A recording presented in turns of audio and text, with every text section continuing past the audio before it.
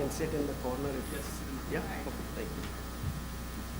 Yes. So I want to introduce you to our moderator for this panel. He's a global digital banker, a fintech expert, a futurist, and an author. He has been listed on many lists, for example, on the top fintech champion Singapore 2018, and also on the 20 fintech experts to watch out for in Dubai 2019. He has a 40-year career, I think, in Citibank before he actually founded a fintech venture growth platform called Innovation Labs. He also was part of the panel for our AgriFin hackathon, Mr. Junkyu mentioned. So please give a warm welcome to the co-founder and chairman of Innovation Labs, Malik Khan Kakaya. Over to you, Malik. Thank you very much for that kind introduction. Good morning, everyone. We'll try once again. Good morning, everyone. Yes, I mean, after such an inspiring presentation by Nick, I think at least my spirits and my energies are extremely high. Actually, before I get into the panel introduction and start the panel, I did want to share that there were 3 interesting things that Nick mentioned, which actually beautifully segue into what we are going to discuss today. And these were my 3 key takeaways, I should add. He beautifully articulated, and we know the story very well, but still he articulated it well. E-money or digital money and inclusion, a real life example.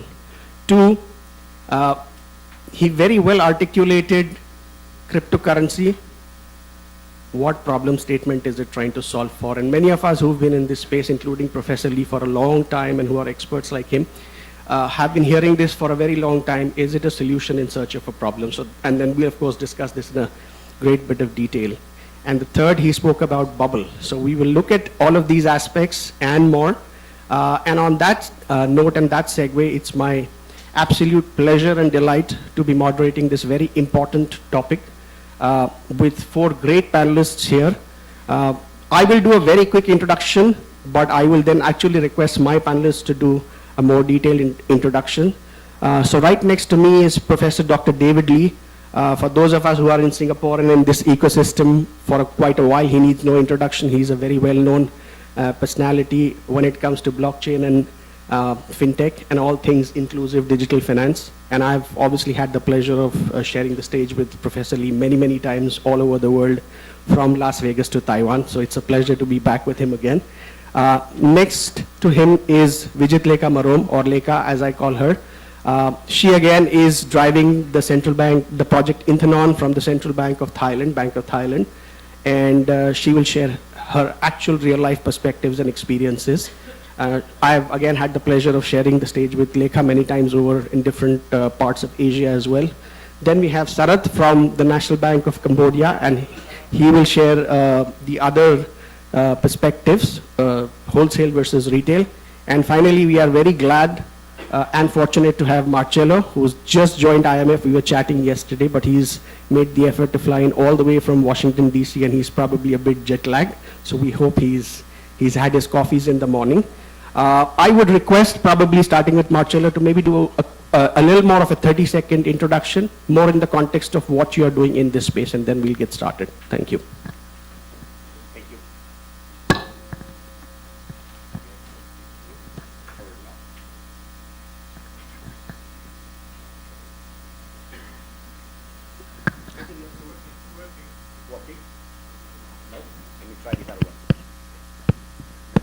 This one is working. Okay, perfect. So thank you very much, Malik, for the introduction. So I'm Marcello Miccoli. I work at the IMF in the Monetary Capital Market Department. I follow there the digital currency space. We are several people in the IMF trying to understand what are the implications, the costs, the benefits of digital currency. And we are currently undergoing a lot of thinking about what's going on with this space. Is there something that good is going to come up with all the discussion analysis of having central digital currency, and especially central bank digital currencies provided? Good morning, everyone, and my name is Sabat. I'm from the National Bank Cambodia, and just want to give you a little bit of background. The National Bank Cambodia at the moment is piloting the project, what we call the project Bagong, which is basically we try to test the use case of the DLT technologies. We employ the IORA Hyperledger from Japan. I think some of you might heard about this platform. So at the moment we are in the pilot stage. It is the production already, but we still call it the pilot stage. So we still observe the progress of the projects, and then we will discuss with you more on this when we go along the discussion. Thank you. Very good morning to everyone, and thank you for having me here. Thank you, ADB, and our team to have us here. And I'm from the Botanic Department of Bank of Thailand. Right now, we have done the proof of concepts on doing the wholesale central bank digital currency, which is a bit different from the retail one, which I will explore with you later. And the main purposes of the project was to gather all the stakeholders to explore the opportunities of using the new technologies like this distributed ledger technology, whether it can give you the benefits on using within the wholesale interbank settlement like RTGS, and also having the opportunity to do the capacity building with the stakeholder to be on the hands-on project. So it's just a proof of concept, but we've done, and we are within the third phase right now, and we can share with you later too. Good morning, everyone, and I'd like to thank ADB for inviting me here. It's a great pleasure. My name is David Lee. I'm from the Singapore University of Social Sciences. I learn, I write, and I share about inclusive fintech. And at the same time, I invest and work with companies who actually work in the space from connectivity inclusion to identity of the refugees to also tokenizing livestock. Thank you, everyone. And I have so many questions. I'm sure the audience has many questions. So this is a subject which we've explored over the last 3 days, and I can sense all of us are kind of here because there's a lot of curiosity, if not hype, and many questions about this topic. So we'll obviously look at it from multiple dimensions. We look at the what, we look at the how, we try and explore the why, which is to my mind quite fundamental. And hopefully we'll try and look at the when as well. But before I jump into the questions, I just want to kind of give a little bit of context for perhaps 1 to 2 minutes on why we are even here and talking about CBDCs. So for folks like us who've been in the ecosystem, blockchain and cryptocurrency ecosystem for quite a while, it has been a logical and a progressive evolution. It's not a kind of something which flashed overnight. So it started with Bitcoin about a decade back and Satoshi's famous white paper, and that was a direct fallout of the 2008 banking crisis and the loss of confidence. So this idea of democratization and decentralization of money and power to the people, peer-to-peer, kind of similar to what Nick articulated. So there was a parallel movement which happened around the same time, but it was largely in the community of the geeks. And that continued for some time. A few years later, I called it the evolution of 2.0, where Ethereum came about, and the idea that Bitcoin is quite limited in what it can do in terms of its features and functionalities, in terms of transaction speeds and its scalability, etc. So Ethereum came about, and on top of that, this whole ecosystem of D-apps or distributed apps came about, and I have lost count, but probably more than 3,000 tokens or alternate coins were issued, and that kind of spawned a whole marketplace. But as we saw, that had another flip side. It spawned a lot of volatility, a lot of speculation, pump and dump, wash trading, front running, all the ills that were typically associated with the mainstream markets crept into this, and in a much more unregulated way. So then we evolved to 3.0, and the idea was that if this economy or the token economy has to become viable for mainstream banks, for mainstream corporates, then you have to move beyond volatility and the speculative aspect of it, either as a monetary instrument or as a settlement instrument. And that's where stable coins came about, the idea that you have to peg it to some real world asset and make it more stable, less volatile, more useful for the mainstream market. And while that has been around for a decade, the big trigger, as we all know, was the announcement of Facebook Libra earlier this year. And suddenly we saw a flurry of activity from central banks as well. saying that yes, this is not something we can wait and watch. We have to take a position soon because a 2 billion strong entity, the largest nation in the world, Facebook, has already announced a consortium, and we need to take a position whether for it, against it, need to study more, etc. And we need to then seriously look at our own digital currencies as well. So this is a little bit of a backdrop so that we all appreciate how and why this came about.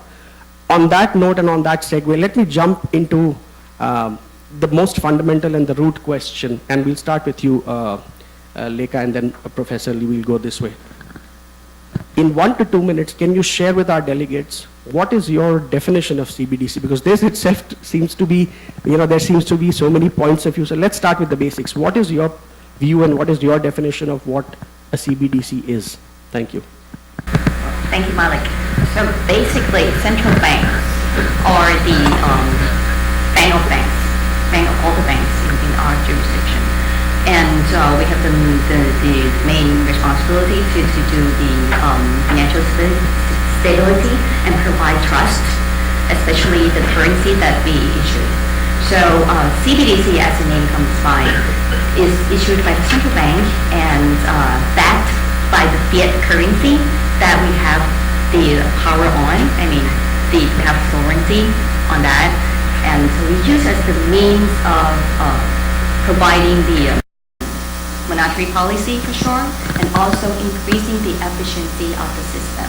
So basically here, keep it short, CBDC can provide you with the same trust that you have with your currency because it's backed by the fiat and is issued by the central bank, and also can provide you better efficiency in terms of the settlement, in terms of the financial activities. Thank you. So basically trust, the same trust with better efficiency. Professor Lee?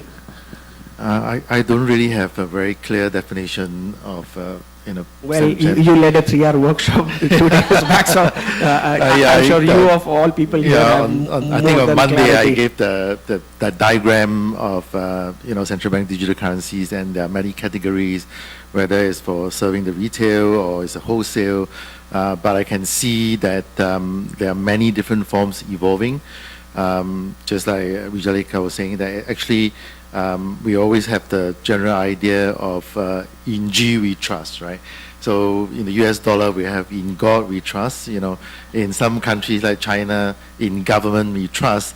So in China they have one very good example of they call it DCEP, digital currency, electronic payments. So one definition that people are focusing on is digital currency issued by the government with the trust in the government, but at the same time it's involving the wholesale, which is electronic payment through a lot of tech giants or the existing banks that have been licensed, and then go on to the individual where they can do peer-to-peer payment depending on whether they are actually using blockchain or they are not using blockchain. So there are a lot of variants, but I think the crux of it is still in G we trust.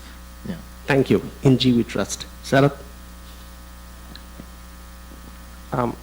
Like I mentioned earlier, we try to test the project backgrounds, and what we can do with project background is that we can the system can accommodate both the light values and retail payment transaction, and it provides one of the benefits to us is that it can make payment in real time and can make settlement in real time as well. So to us it can be anything, and to us in particular we still call it a payment system. It's not really it can be anything, but to us it's the payment system per se. Thank you. So we heard trust and efficiency, we heard in G we trust, we heard about trust, efficiency and cost reduction, as well as customer benefit, very important, real time. So there is a real touch point and benefit to the customer. Marcello, you come from an international organization and you obviously have a macro view on things. IMF recently published its fintech paper as well, and IMF has coined the term SCBDC or synthetic CBDC. So tell us where you and IMF stand and what is your perspective on what a CBDC is or should be. Thank you, Mike. So I think I'm going to wrap up a little bit also from what the other panelists here said. just in order to define what is CBDC. So usually we think of a CBDC as a liability of the central bank, the same way as cash is a liability of a central bank. So it would be something different when we think about, for instance, bank deposit, which we also call money. But bank deposits are a liability of the commercial bank. So they're different objects. Usually when we think about the CBDC, central bank digital currency, as a liability, it's exchanged at par with cash or other forms of money, so it's one-to-one, and it's denominated in the same unit of account. So this is usually what we think about a central bank digital currency. Then we can think about who can access this central bank digital currency. And we see here two different examples. We can see as only few actors in the economic space can access this new digital money. And instead we usually talk about wholesale CBDC. Wholesale CBDC meaning usually they're financial institutions or quasi-financial institutions. They use the CBDC as sort of settlement among themselves for economic transactions. Then we have what we call a retail CBDC. A retail CBDC is like, well, there is universality in access to the liability of the central bank, meaning everybody can access it, similarly to what it is with cash now, because everybody can hold a banknote in their wallet today. So given this broad distinction, then we have to see, okay, so what are the impact? Why do we want to have a digital currency issued in our economy? And there are different motivations out there. And I don't think anybody has come out with a silver bullet of why we want to issue a central bank currency, or any countries in the similar situation. Countries might want to think evaluating this for different reasons. One of the reasons is being put forward a lot is financial inclusion, because it is a way as well for bringing the unbanked and the one that are actually unserved with respect to banking service within the new digital economy, which should create a lot of promote growth and faster access to credit in the future. Other reasons that have been put there is cash, cost of cash management. You know, cash is costly to manage for central banks. You have to print it, distribute it, there's insurance costs and so on. If there is a way of providing this digitally, would it make it more efficient to provide cash for central banks? There are a sort of reason that we think here that think about like efficiency and safety and resiliency of payment system. Is it going to be more stable, more efficient, more resilience in terms of natural disasters? And I can go on with many, many other reasons so on, but I think these ones for now are we think are the most important. Consumer protection is also another one. What I think are the most important reasons why we could think about issuing a CBDC. Thank you very much, Marcello. And along with the what, you actually did a jump into some aspects of the why as well, and we'll try and cover the why in more detail. So before I jump into the how, which is where I want Lekha and Sarah to actually share their examples and of their proof of concepts. So it's not theory anymore, it's real life. You have two examples and two different examples right here. I want to go a little more into the why aspect of it, and I'm going to come back to Professor Lee because I know where he stands on inclusive finance, and also he's a passionate advocate of decentralization. So Professor Lee, you have been in this space for a very long time. I have been in it since 2012. The original idea of why cryptocurrency came about, and you always reference to the white paper of Satoshi, was 1, peer-to-peer, power to the people, elimination of the middleman, and 3, trustless transactions. And now a decade later, we are talking about DCEP, for example, and you so eloquently articulated in G we trust, or in government we trust, and China as an example which you shared in great detail the other day. Tell us, do you really find the two objectives completely contradictory? Do you foresee, I mean, consistently we heard the theme trust, central banks equal trust, and the whole DLT architecture was conceptualized for trustless transactions, and here we are talking about trust in a central authority more than ever before.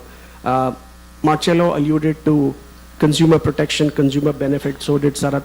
And on here, when we talk about the China example, we are taking the consumer privacy away even more.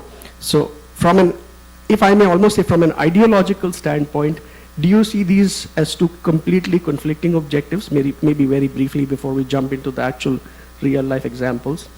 Yeah, I think you have to go back to 2008, when we have the crisis, and during that period, in early 2009, when Satoshi started to have the Bitcoin in operation, there were a lot of interest. The reason being that anyone who was in manufacturing will know that for 3 months, when the entire world lost trust in the banking system, because nobody knows how deep the rabbit hole was when there was a balance sheet issue of all the banks, basically nobody accepted any of the LCs. So it became very difficult to do manufacturing. I was in manufacturing at that time, and we had a few thousand parts for assembly, and we couldn't get any of the parts because no banks would like to accept any of the LCs. So it becomes very interesting to think about how to have peer-to-peer payment without central trust or third-party trust in that period, so that at least sometimes during a crisis, central bank or the public could continue to have transactions. So that is the beginning of the cryptocurrency ideology. But little did they realize that greed took over, and then the entire space become extremely speculative. And now everything is settled down, and we're beginning to see that one thing that everybody learns is that you must have a stable coin. When you talk about financial inclusion, you need to have a stable coin. Because whether you are doing micro-insurance or micro-lending, you cannot be lending out $100 and expecting 103 at the end of the year. It ends up with maybe about $50. No micro-lending or micro-insurance who want to do that. So I think the landscape is quite clear now that especially in China, they have been in financial inclusion for a very long period and lifted about 600 million people from poverty. And they have been thinking about this design for about 5 years now, and they announce on a daily basis since 2 weeks ago. And you can see that the kind of design that coming out from China is that it is a substitute for M0. M0, so you tokenize M0 rather than going through government securities, which is a very indirect way of creating money supply. So if you digitize M0, then what you do is that you go to the second layer and allow the banks and the tech giants and the financial institutions to look at that, and not so much to create money, but in a sense to use that as a stable coin and be as innovative as possible to retain all the characteristics of the cryptocurrency thinking and philosophy of Satoshi, which is immutable, which is peer-to-peer, and which is managed anonymity, which can be transparent or non-transparent blockchain. And most importantly, at times, you can design such that when trust is lost in the system, you still can do peer-to-peer transaction offline. So that's the kind of design thinking that the Chinese government have for digital currency electronic payment, which is known as DCEP. And I thought that model was is very interesting because underlying this infrastructure, there's a stable coin.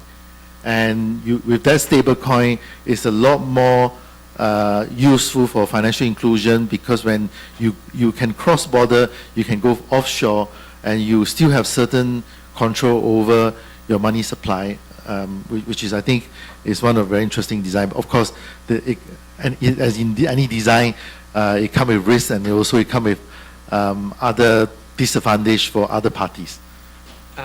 Thank you, Professor Lee. And one key takeaway from what you just shared, this DCEP or DCEP model is, let the central banks do what they are good at, which is managing systemic stability and underwriting and the trust aspect of it.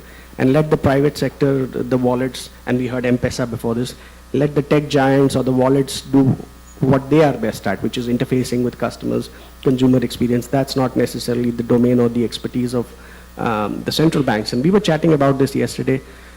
Marcello, apart from your role at IMF, by background, you're also a trained economist. You were doing that at the Central Bank of Italy. And when you talk about this S, or the hybrid, synthetic or hybrid CBDC model, where the central bank has a certain role in the value chain and then the private sector continues to do what it is best at, tell us why has IMF arrived or at this particular position, and then from that we'll segue into the two examples of Thailand and Cambodia, and how those models are probably slightly different to what China is trying to do or the position that IMF has articulated. So we'll go to you, Marcello, and then we'll ask Lekha and Sarat to share their actual POCs.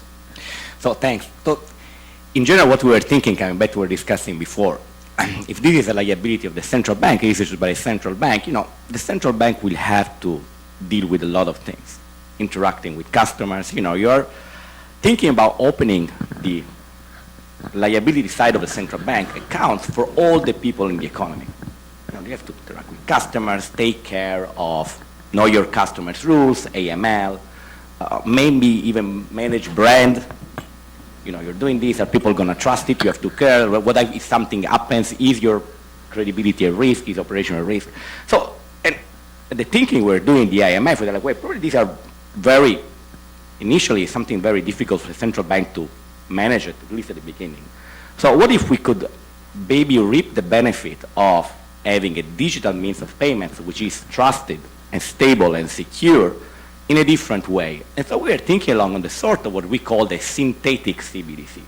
What would be a synthetic CBDC? It would be something similar to the CBDC, meaning that it is a digital means of payment, though it would be issued by private issuer. This private issuer, though, in order not to run into the problem of stable coins or private coin issuer of stability of price, you want people to trust. You want people to trust the money and be sure that what the money is going to use is going to work exactly what other sort of liability of the central bank are issued for. So in order to build this trust, we can require the private money issuer to be backed by reserves held at the central bank, which is the safest and liquid sort of asset and money in the system. So if you think about this, we are basically creating engineering backwards what is sort of like a digital currency issued by private issuer, though 100% backed by reserves, so that there is no problem in terms of trust, in terms of liquidity, which somehow plague all other sort of private issuers thinking and about this. So this would be a way of going forward. It would solve some problems for the central bank. As Malek was saying before, it would basically put the central banks at what is doing best, providing trust and efficient means of payment. And we also would have the private step in and doing what the private is usually best at, is interacting with customers, innovating. So it would be a private-public partnership that could go forward and try to reap the benefit of CBDC and try to minimize some of the risk. We're going to get into the risk anyway because nothing comes for free. So there could be risk anyway. But it is a possible way for central bank to think about whether they want or not to issue a CBDC in the future. Their motivation might be, central banks still need to think about why they want to do it. What is the policy goal they want to pursue it, and when pursuing this policy goal actually is justified in terms of the risk that issuing CBDC entails. But this providing a synthetic way of CBDC could be a way forward for the central bank. Thank you for that articulation, Marcello. And for friends here who are interested to study this in more detail, I would encourage you to go online and download and read the recent FinTech paper from IMF. It articulates it in much more detail. So thank you for that.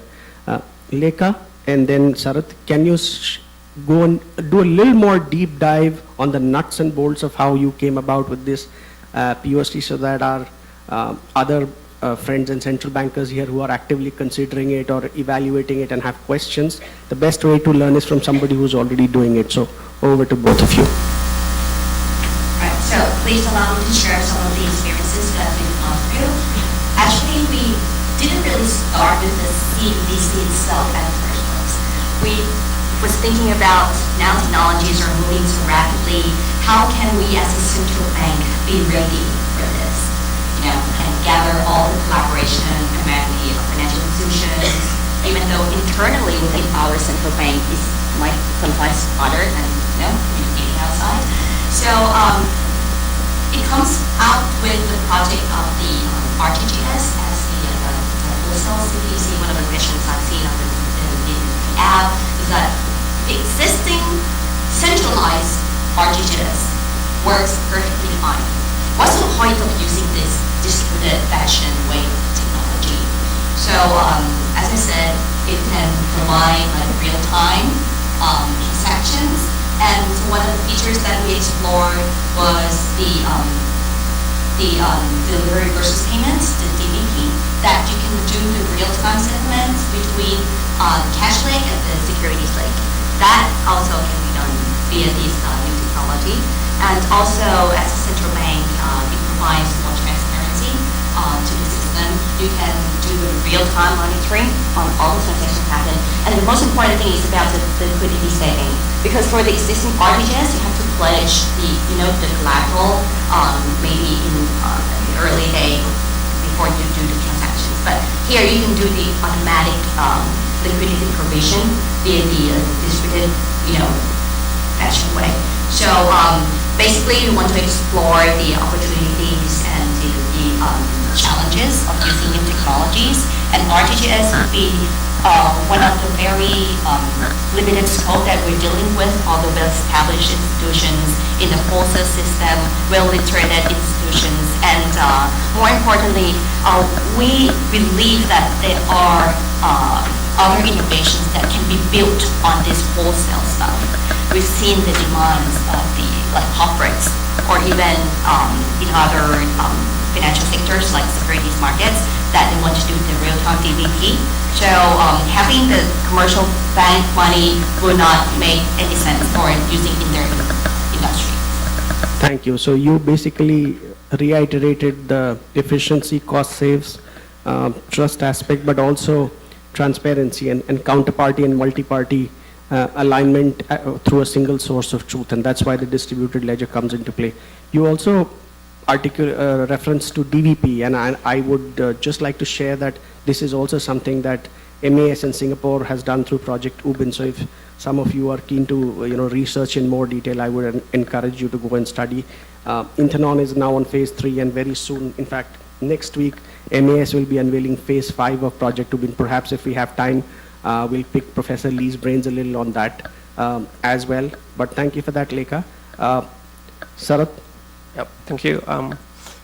Our case is very simple, the first intention was not to come out with CBDC, just very similar to Thailand's case. Our intention was to improve the current system that we have in Thailand. That's why I still keep saying our project is still a payment system, because the Bakong project tried to look on the existing system that we have and bring on the benefit, what can we do to have address the issue that we have in the current system and bring more benefit to the customer. As you may know, in the case of Cambodia, we have a couple of systems, a couple of research systems. We have the FAST system, and the system is not very popular in our country right now. Basically, it due to the design features of some of the issues that we have. So we try to bring it, the new thinking, what can we do to improve this system. And then concurrently, we come up with the new technology, the blockchain, that is very popular at this point in time. So we try to see what are the benefit that this new technology bringing to us in terms of allowing us to improve our retail payment system, and at the same time allow the customer to act from one to another on a real-time basis. So the first idea is more basically improving the existing system that we have. And the second idea is to improve the financial inclusion. If you look at the design feature of our system, the Bakong project allow interoperability of the among players in our market. We have very fragmented market. We have commercial bank, we have specialized bank, we have microfinance institution, we have payment service institution. So these institutions are all involved in the payment space. So our aim is try to link all these institutions, allow the customer to interoperate from one platform to another. So this will help to promote financial inclusion in the sense that it will allow customer to access, allow the existing customer to onboard new customer, allow the existing customer to access to a broader large network in our market. And the last thinking on introducing the project Bakong is that we try to promote the usage of the electronic mean. If you look at the design picture again, the background picture provided the application app to all the users. So if you look at the customer at the microfinance sector in our country, they are included in the financial sector at the moment, but in terms of using digital channel, it's not there as yet, because this financial institution, they are very different. Some institutions provide different channel to their customer, and the majority are not investing on this channel at all. So by deploying this background system, it allows all customer in this institution to open up to digital channel, where allowing them to perform transaction between other customer in different institutions. So these are the thinking that we have when we introduce the project background. Thank you very much, Sarath. And you made a very important observation there, and I'm glad you brought it out, interoperability. And this is something we see market after market, especially in this part of the world with the mushrooming of wallets. If I'm not mistaken, in Indonesia, there are 40 plus wallets. In Malaysia, there are 40 plus wallets. There's just been an explosion, unlike M-Pesa or some two dominant players in China. In many parts of this market, there is always this question and this thinking that, is digital money actually trying to solve for a problem or making it more confusing and complex for the end customer? So I'm glad you brought that point out. But now let me flip it a little bit, and I'll, in my hat as the moderator, I'll try and play the devil's advocate for a while, because I'm sure many of you have questions. So interoperability in the Cambodia context is a very valid reason, thought, and a valid answer to the why. But let's press further on the why aspect of it. And I'll go back to you, Lekha, and also Professor Lee and Marcelo. As we discussed, Bank of Thailand has followed a very strategic approach to innovations and digital money, and I've been tracking it since 2017, early 2018. So you've gone in a very strategic, step-by-step manner. You started with prompt pay, then you came up with the national QR code, standards, and it wasn't just about launching a new product or service. As we've seen and read, prompt pay has acquired significant scale. It's more than 300 million annual transactions now for a country of 70 million people. So you can see the mass adoption, and many of us who go to Bangkok and see how ubiquitous QR payments have become over there, or even in Indonesia, or right here in the Philippines, if you walk to Podium Mall next door. We all know the China story that needs no more articulation. Tens of trillions of dollars transacted through existing digital money platforms like WeChat Pay or Alipay. Just last week or this week, there was a report from India that in October, UPI transactions crossed a billion transactions in just 1 month. So my question is, and I'm sure many of us have the same question, if there are existing systems, and in the case of UPI, actually government NPCI enabled, which work and which are working well, which are getting mass adoption from consumers, which have solved a lot of the problems we've articulated of friction, cost, efficiency, etc. Why reinvent the wheel? And especially in the case of an entity like Bank of Thailand, or MAS in Singapore, which has pursued a very strategic, or even PBOC, probably you articulated the longest term vision that any central bank has had on this has been the People's Bank of China. So if this is part of a continuum, and your existing measures and models and frameworks are already working, why reinvent the wheel? Do we have a very robust answer to this why? Lekha, starting with you, and then perhaps I would welcome all of you to kind of chime in and share your thoughts. Yeah, as I was sharing about the initiatives that we have, the main strategic directions that the Bank of Thailand has is that we want to encourage the building of the open and interoperable infrastructure, so that all the participants can leverage on the same infrastructure. So the RTGS is one of the examples, but as I said, it's actually there, and how can we do it with the better performance or the adoption of new technologies? So one of the conversations talking about having the operation 24/7, why not? RTGS is open now. It's only through working hour. So as mentioned earlier on Monday about the system that will do the same settlement windows across the RTGS systems, which comes up with our third phase of the internal project to collaborate with the Hong Kong Monetary Authority to link up our two, actually the proof of concept, to link up the project internal in Taiwan system with the line rock of Hong Kong dollars. So that's going to create another efficiency of the cross-border payment rail to be the real time and to have the real PVP settlement, payment versus payment, in addition to the DBP on the security markets. So besides the better operations that we can provide, another important thing is about how can you buy in the industry? Because you can't do it alone as being a central bank. You need the participating bank. And I can tell you that it's not cheap to do it. And one of the things that we want to encourage them that, okay, this is the learning space, we do it together, and you can explore and think about some other use cases. So this is basically the infrastructure. What can be very beneficial to even the wholesale or retail are the potential use cases that you can adopt on this infrastructure.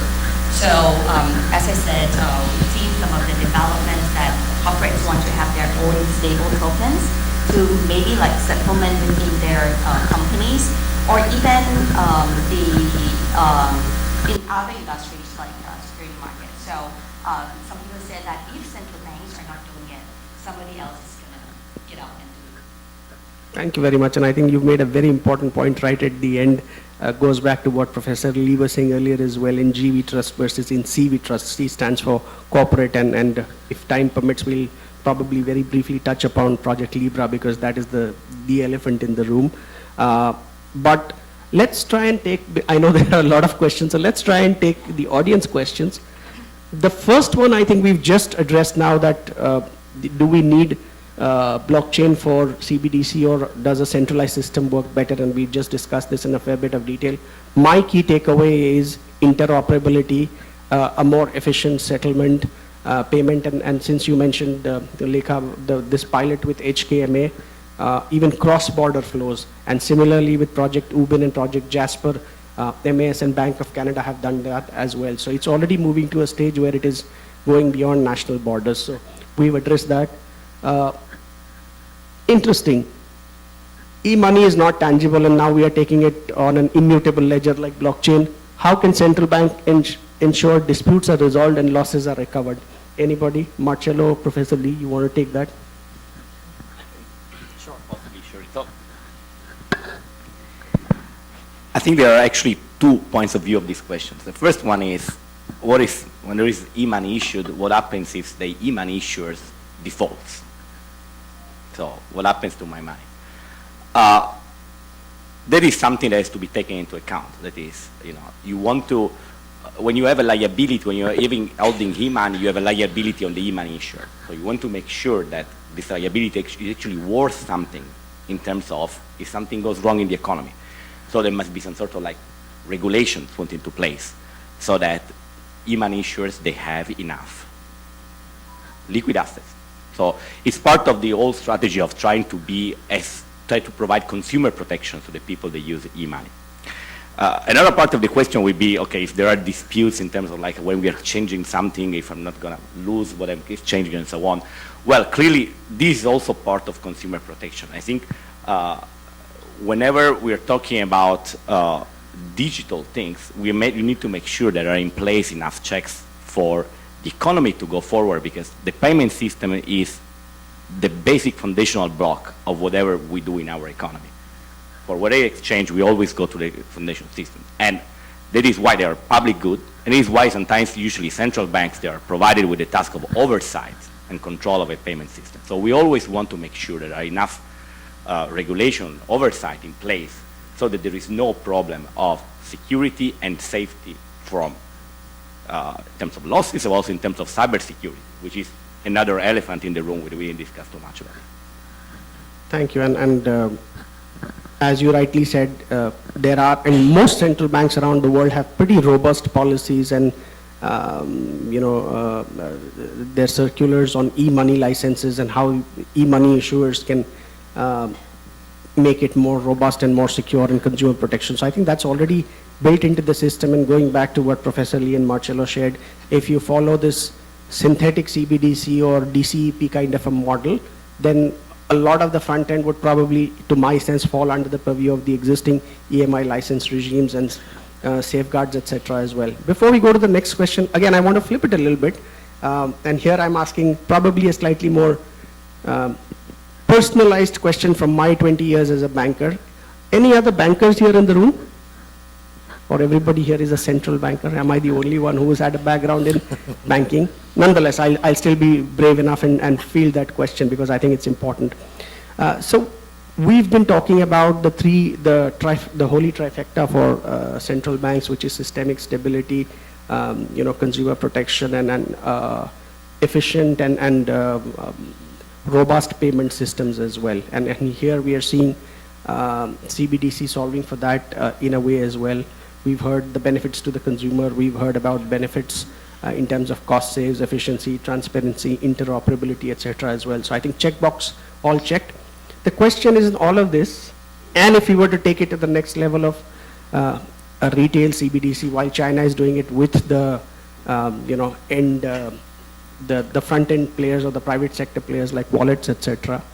If this were to go to the next level, what happens to the commercial banks? What happens to institutional and systemic stability in the system? And going back to what you said, Marcello, if all these wallet providers, the M-Pesas of the world or the Alipays or the Paytms in India are now going to park their floats, not with commercial banks, but with central bank reserves, then it's a very fair question to ask already, and we were discussing it yesterday. Already banks are feeling the squeeze with fintechs first, then tech fins and all these large tech giants or FANGs, as we heard yesterday, they are nibbling away. Then we are talking about open banking, which is shrinking the space for banks to have some, if I may say, a closed system. And now we are talking about the possibility of CBDC and these large players who've already taken away the customer interactions from the banks, now also putting their floats with the central banks. So is that something which is a worry to both of you as central bankers here? What is the central bank's view on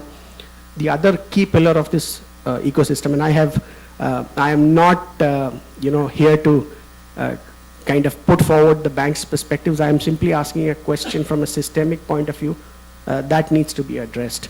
So Lekha and Sarat, and again Marcello and Professor Lee, if you would like to add in as well. Okay. In terms in Cambodian case, if you look at the design structure of the Pakong system, it designed as two-tier system. One is at the central bank level, and another one is at the customer level. So the Pakong system will not success without the participation from the financial institution. So in order to make, we need to provide the value proposition to this institution to join with us. So the most value proposition is on the benefit. What are the benefits that we can give to them, when they join with us? So whether we allow them to charge the fee in these schemes or not? So to us, we cannot provide this as a free public good to the end user customer. That's why, because we need the participation from financial institution. But that's why at the end of the day, we allow financial institution to charge the fee to the end user.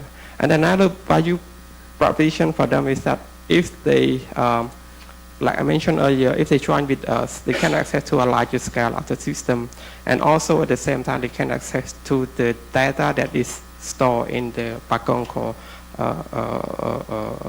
with us. So these are the three things that we try to talk to the participant to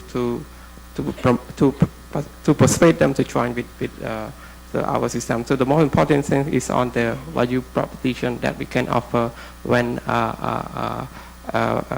into using the system. So this, yeah, thank you. Yeah, as I said, we cannot do it alone. We need the commercial banks to be in the picture for sure, because for us, we've done the wholesale one, and we are not expecting to hold individuals' accounts with us as a central bank. So the currency account, the reserve, is still based on the commercial bank's accounts. But speaking of the e-money service providers, who are also the new players in the market besides banks, so they're not acting as the deposit takers in our economy.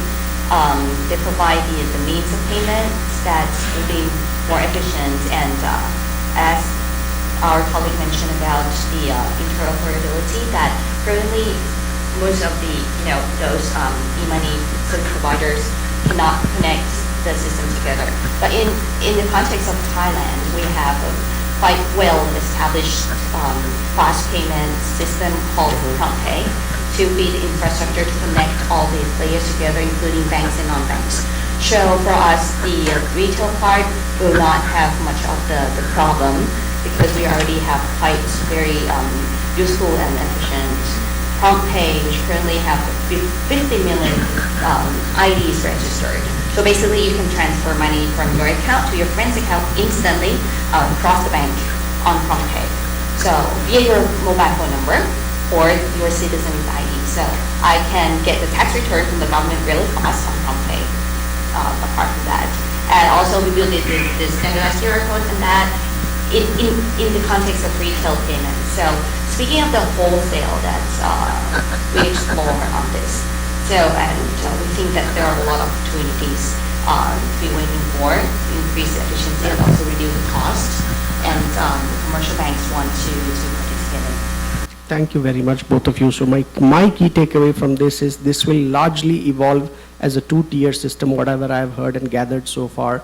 There will be a role for the e-money providers who front-end and provide much better frictionless services to consumers. There will be a role for the banks as well. And in a lot of cases, like we heard for Thailand, probably countries will ride on their existing front-end architecture, and this will become additive rather than substitutive. Professor Lee, any thoughts? Yeah, I think to answer that, it depends on what sort of banks you are. If you are a bank that focuses on bank tech rather than fintech, then you should be worried.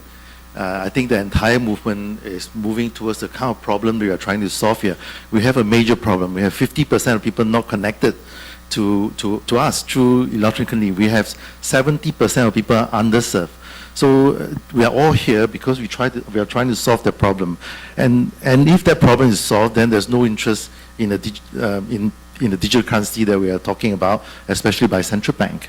So to answer that is that the central bank, when they issue this, they are trying to solve a lot of problems. I can only think about what China is doing, is trying to solve problems that existing they couldn't solve, which is the 50% not connected and 70% underserved in the region just right here that we're talking about. So it's important to think about all the features of the blockchain that can solve this. And blockchain is not trying to solve the production efficiency problem. It's about collaboration efficiency problem to ensure that anyone who is interested in serving the underserved are able to be on the platform. So that will require using smart contract, which is very different from digital contract, and in the blockchain system where you can have a centralized system where the M0 is tokenized, but at the second layer with all the financial institutions, they can have a free hand to do the innovation. But with that come with a lot of risk. So in the traditional finance, we always talk about financial literacy, and that is not enough. It's more important now to know about fintech literacy, because in the finance world, we talk about how risky is the financial product, how complex it is, but seldom we talk about how risky is this app, how complex is this app, is this suitable for people who download this app.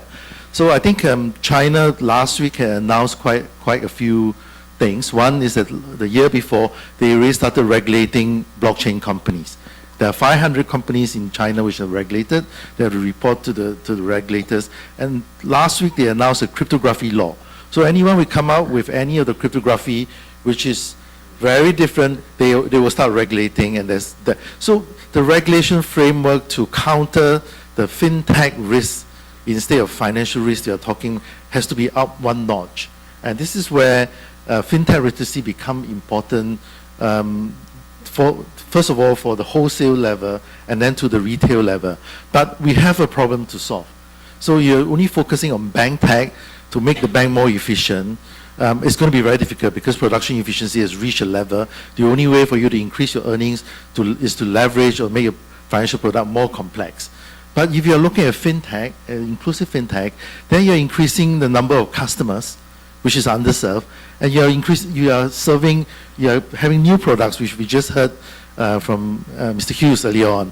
We need to have the new financial products to serve the customer which are not in the financial system, economic system now. I think that is the problem that we try to serve, and that is why we have the central bank digital currencies, not just about saving monies on printing currency or minting coins. It's about using smart contract and all the advanced technology that's available to us.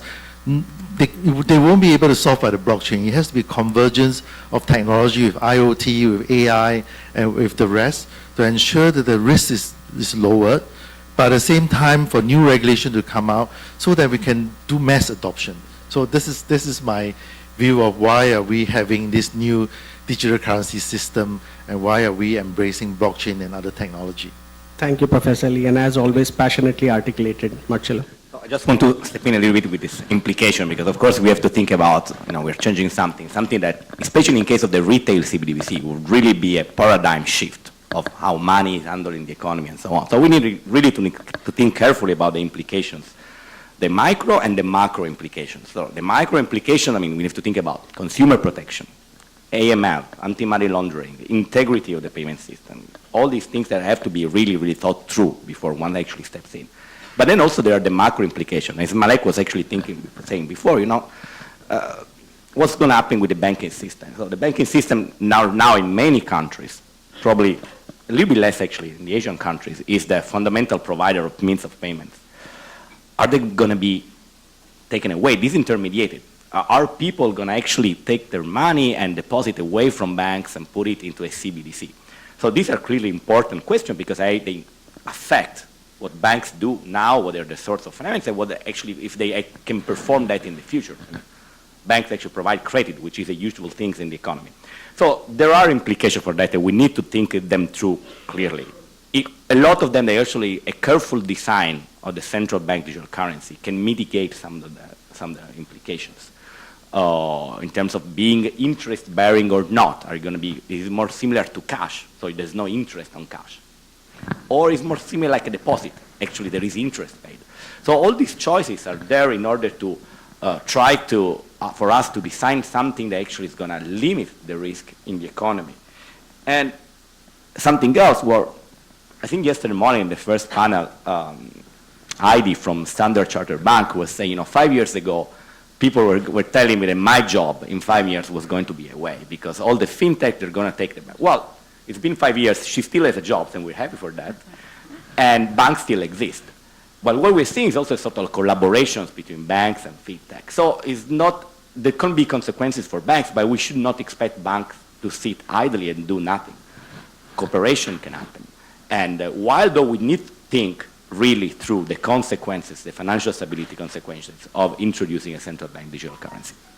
Thank you very much, and these were some great points made here. So my key distillations and takeaways: one, design thinking becomes very important, and Professor Lee articulated it in his workshop as well. So we heard it from Sarat as well. So Lizette, perhaps one learning for us, and maybe I'm already giving you ideas for next year, is maybe we should have a CBDC design workshop, because all of these elements are important to consider in terms of the way you're going to structure it, interest-bearing, non-interest-bearing, as a monetary tool, in terms of how do you manage inflation, etc. So the existing tool set of central banks, how this can either augment, maybe slightly substitute, or completely replace. So that whole design process is going to be important. Two, keep the objectives in mind very, very clearly, and put your national framework and then align it. There's no one size fits all. I think we've heard that message loud and clear. Three, as Professor Lee and others articulated, this, this will be an evolutionary process and a journey. It will not, you cannot go by, the fads which are there in the marketplace, etc. And as he said, you also have to bear in mind there are a couple of questions which ask about why DLT, why blockchain. Are we just confusing or complicating or just creating more jargons and hype? It boils down to the design aspect of it and the fact that there is a role for production efficiency and there is a role and a need for collaboration efficiency, as Professor Lee said. So be very clear why you want to use it, and we heard about interoperability as a big evolving challenge and maybe the next phase for central banks. So think of it in terms of collaboration efficiency. This is, as we all know, this is not necessarily the most efficient production tool, but it's the most efficient collaboration tool. So, when you talk about it or explore it, think of it in that context. And as we've seen with the example of Project Inthenon, collaboration efficiency can actually transcend national borders as well. It could become a cross-border framework, and perhaps if we were to end on that note, even an ASEAN kind of a framework. So that could be our big picture vision. And the last thing, Lizette, perhaps again a suggestion for us for next year, maybe we should have a topic not just on financial literacy, but fintech literacy, because the tech is becoming more and more important, and we heard it from Nick earlier as well. We have to super simplify it for the end consumers. I would have loved to go on, and I know there are many questions. Hopefully we try to address as many of them as possible in the most simplistic and logical and rational manner. So you did get some food for thought, if not answers to all your questions. On that note, please join me in sincerely thanking all my 4 fabulous panelists. They did a